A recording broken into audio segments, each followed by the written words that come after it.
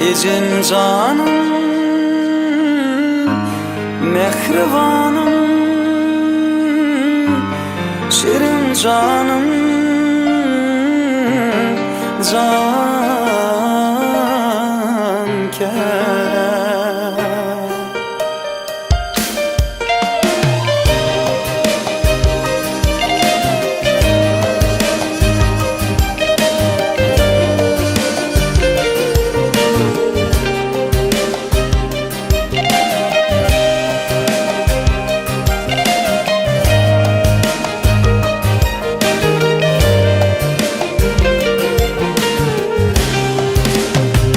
Ömrümün bedevi, dünyanın nuru sen.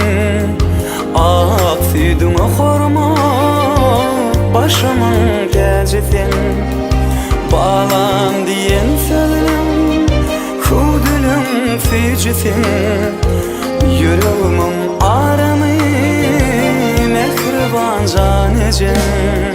Senden akvan ayırmasın, güler yüzün hiç solmasın.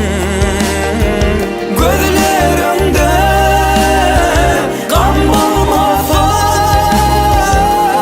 dünyada neler ağlamasın.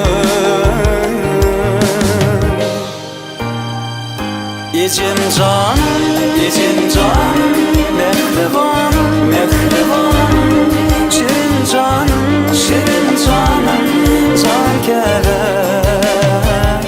Ecem canım, ecem canım, mehribanım, mehribanım, şirin canım, şirin canım, canker.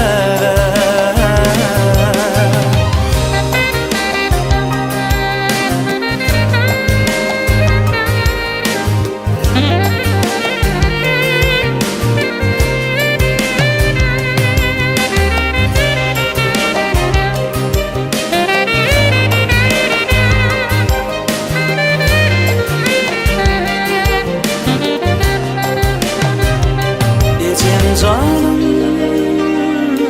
mehribanım, şirin canım,